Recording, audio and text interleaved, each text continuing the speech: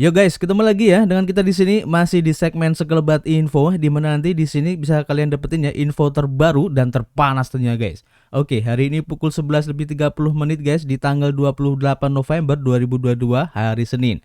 Gua ucapin selamat buat teman-teman semua yang sudah memulai rutinitas mingguannya guys, khususnya teman-teman yang bekerja di instansi-instansi ataupun perkantoran guys. Dan saya ingatkan tetap ya kalian harus mematuhi protokol kesehatan meskipun di tempat kerja. Oke, kita langsung aja ya menuju ke informasi global crypto market cap hari ini turun ya di 2,53% guys. Dan apa yang menyebabkan penurunan ini masih belum jelas ya. Dan juga penurunan ini diikuti oleh Bitcoin ya, turun di 2,8% ya dalam waktu 24 jam setelah pergantian candle hari ini guys.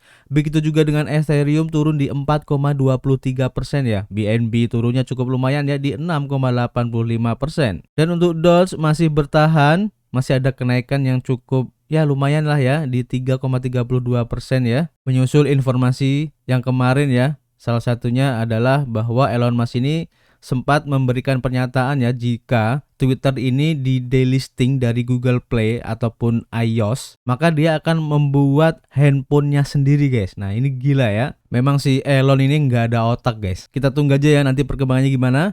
Dan kalau kita lihat untuk perkembangan ataupun pergerakan harga ya dari Bitcoin seperti yang terlihat dalam grafik ini guys. Hari ini setelah pergantian candle mengalami penurunan yang cukup signifikan guys, sekitar 2-3%. Dan penurunan ini telah menembus ya di area MA50 ini guys ya. Kemudian bagaimana target harga berikutnya guys? Kalau kita melihat ya dari ketebalan candlenya ini kayaknya tekanan jualnya masih besar guys ya. Dan bisa aja akan menuju ke area ungu lagi guys jika keadaan ini masih belum membaik ya.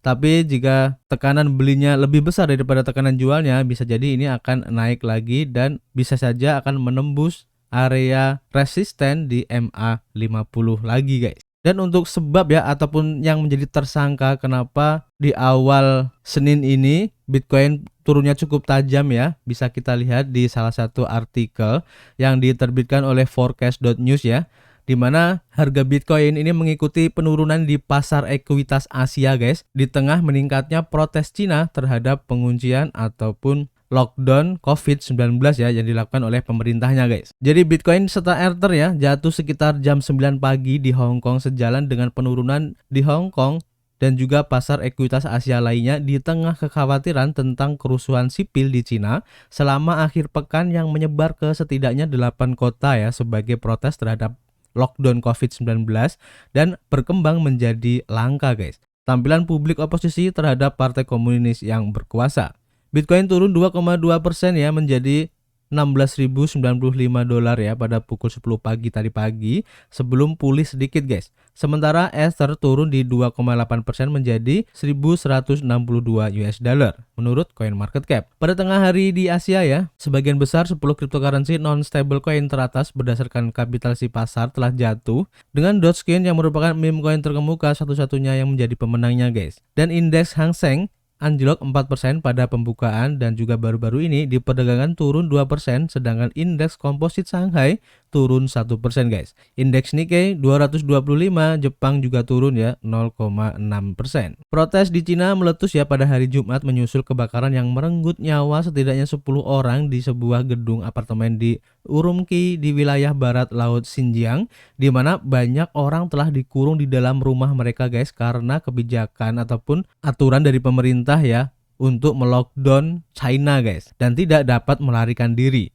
Ratusan pemprotes bentrok ya dengan polisi di Shanghai dan Reuters menambahkan bahwa protes tersebut adalah tanda ketidakpuasan ya yang paling luas terhadap pemerintah sejak Presiden Xi Jinping berkuasa 10 tahun lalu. Dan para pengunjuk rasa ini khususnya di Shanghai ya dikonfirmasi oleh Associated Press untuk berteriak bahwa Xi Jinping ini disuruh mundur guys dari partai komunisnya ya. Dan memang ya saat ini terjadi lockdown di Republik Cina ya. Dan tentu saja itu akan mengakibatkan efek terhadap perekonomian dari Cina itu sendiri guys. Makanya orang-orang yang tidak bisa bekerja, tidak bisa keluar rumah ya dan otomatis mereka akan mencari income ataupun mencari pegangan duitnya, uang fiatnya itu dari aset-aset yang bisa mereka cairkan.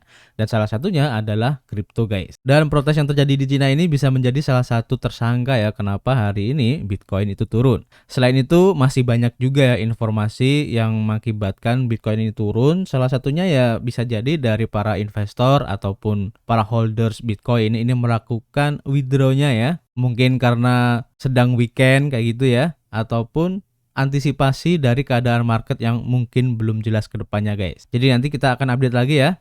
Kemudian kita lanjut untuk informasi berikutnya ya, datang dari cointelegraph.com, di mana di sini Putin menyerukan sistem pembayaran internasional berbasis blockchain guys. Nah ini keren ya. Jadi Presiden Rusia mengkritik sanksi Barat ya dan mendesak sistem independen dari campur tangan eksternal. Presiden Rusia Vladimir Putin mengkritik monopoli dalam sistem pembayaran keuangan global dan menyerukan jaringan menyelesaikan independen dan berbasis blockchain pada 24 November. Berbicara di International All Journey Conference di Moskow.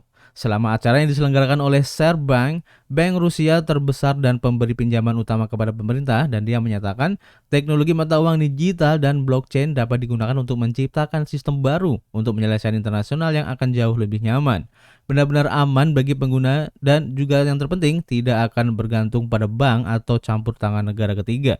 Saya yakin hal seperti ini pasti akan tercipta dan berkembang karena tidak ada yang menyukai dikte para pelaku monopoli yang merugikan semua pihak termasuk pelaku monopoli itu sendiri. Putin juga mencatat ya bahwa pembayaran global dan negara beresiko ya karena hubungan yang tegang antara Rusia dan Barat setelah invasi Ukraina, menyebut sanksi yang dijatuhkan oleh negara sebagai pembatasan yang tidak sah. Sistem pembayaran internasional yang ada mahal guys. Sistem akun koresponden dan regulasi dikendalikan oleh klub negara bagian dan kelompok keuangan yang sempit, kata Presiden Rusia Vladimir Putin. Sehari sebelumnya, media lokal melaporkan bahwa anggota parlemen telah berdiskusi untuk amandemen undang-undang cryptocurrency yang ada, meletakkan kerangka hukum untuk pertukaran nasional. Perkembangan terbaru lainnya, sebuah rancangan undang-undang diperkenakan ke Duma negara Rusia ya dan Majelis Rendah Parlemen pada 17 November yang melegalkan penambangan mata uang kripto dan penjualan mata uang kripto yang ditambang. Seperti dilansir di Cointelegraph, Ketua Komite Pasar Keuangan Duma Anatoly Aksakov percaya ya pengesahan undang-undang akan membawa kegiatan ini ke bidang hukum dan memungkinkan untuk membentuk praktik penegakan hukum tentang masalah yang berkaitan dengan penerbitan dan peredaran digital mata uang guys. Dan saat ini cryptocurrency tidak dapat digunakan untuk penyelesaian di Rusia guys. Nah ini menarik ya, kita akan coba update lagi nanti. Dan kita langsung menuju informasi berikutnya datang dari forecast.news guys. Dimana di sini perusahaan fintech Australia ini meluncurkan stablecoin-nya untuk dolar Australia baru guys yang diberi nama AUDE. Startup fintech blockchain Australia Ethel Pty Ltd telah menyelesaikan transaksi pertama ya pada stablecoin yang dipatok dolar Australia yang baru diluncurkan guys, yaitu AUDE menurut pernyataan yang dibagikan dengan forecast. Berjalan di Ethereum, Algorand dan juga blockchain yang kompatibel dengan mesin virtual Ethereum ya atau EVM lainnya, transaksi AUDE diselesaikan antara klien bisnis untuk layanan pengembangan perangkat lunak. Ethel juga mengatakan rencananya untuk membuat stablecoin tersedia untuk penggunaan yang lebih luas ya bagi bisnis yang mencari eksposur ke dolar Australia digital pada kuartal pertama 2023. Stablecoin adalah cryptocurrency yang nilainya dipatok ke aset dasar guys dan biasanya itu adalah dolar Amerika Serikat ya. Tetapi dalam kasus AUD dolar Australia yang dipakai. Mereka dapat melakukan penyelesaian secara on-chain dibandingkan dengan platform pihak ketiga seperti Visa sehingga mengurangi risiko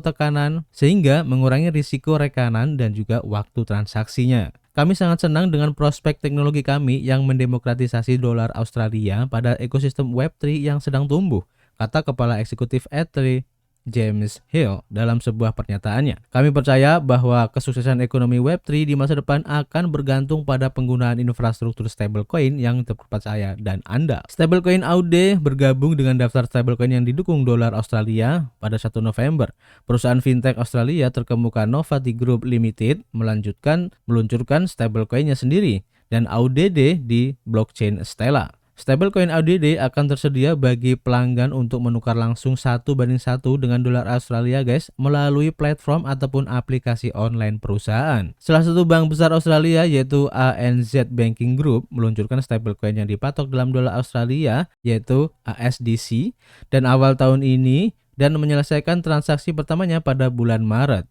Grup Victor Smorgon juga menggunakan ASDC untuk membeli kredit karbon token pada bulan Juni. Menarik ya, jadi sudah mulai banyak platform ataupun instansi-instansi yang mengeluarkan stablecoin-nya sendiri guys. Dan ini menunjukkan bahwa perkembangan kripto ini sudah mulai banyak yang mengadopsi guys. Kemudian pertanyaannya masih sama guys seperti yang kemarin, bagaimana dengan langkah Indonesia guys? Apakah sudah ada instansi baik pemerintah ataupun non pemerintah yang membuat stablecoin-nya sendiri? Tulis jawaban kalian di kolom komentar ya. Dan kita ketemu lagi di informasi berikutnya. Peace.